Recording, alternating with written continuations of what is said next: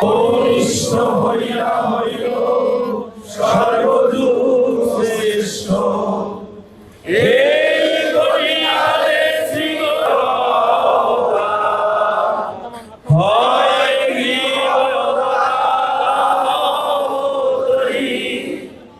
লাখো কণ্ঠে লীলামৃত পাঠ হলো, এতে আমি অংশগ্রহণ করে আমি খুবই আনন্দিত।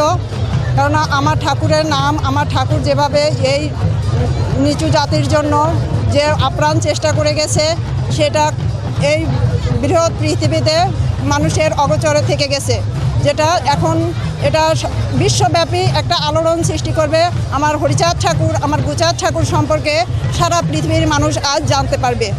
ধর্ম দর্শনকে বিশ্বব্যাপী ছড়িয়ে দেওয়া হরিচাঁদ গুরুচাঁদ ঠাকুরের মানবতাবাদ, বর্ণ বৈষম্য বিরোধী যে ধর্ম দর্শন আমাদের মাঝে দিয়ে গেছেন, এই ধর্ম দর্শনের আলোকে মানুষেতে মানুষের ভালোবাসা, যেমন আমার ঠাকুর বলেছিলেন, নরাকারে ধরা পড়ে যতজন আছে এক জাতি বলে মান্য পাবে মোর কাছে।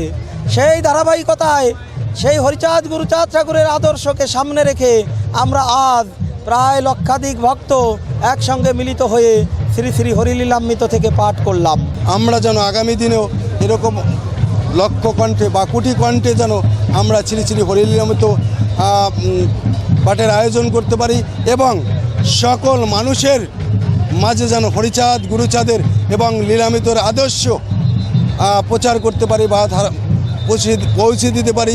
শ্রী শ্রী হরিচাঁদ ঠাকুরের 215তম জন্মজয়ন্তী উপলক্ষে আয়োজিত ভক্ত আশ্রয়স্থল থেকে যে লক্ষকণ্ঠে শ্রী শ্রী লীলামৃত পাঠ হলো, আমি সত্যি আপ্লুত।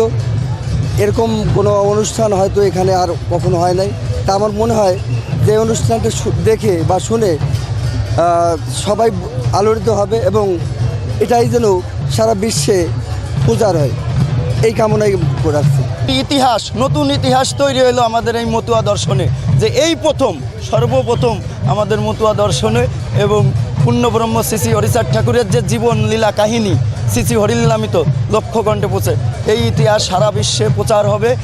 এইভাবেই আমাদের মতুয়া দর্শন সারা বিশ্বে এগিয়ে যাবে এবং এই বিশ্রামস্থলের যারা এই আয়োজনটি সুন্দরভাবে করেছেন তাদের আমি শতকোটি প্রণাম জানাই, যাতে আগামীতে যেন 10 লক্ষাধিক ভক্ত নিয়ে যেন শ্রী শ্রী হরিলীলামৃত পাঠ হয়।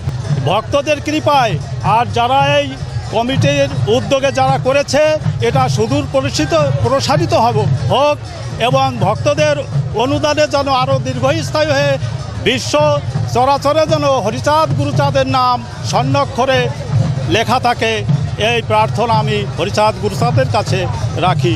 জয়।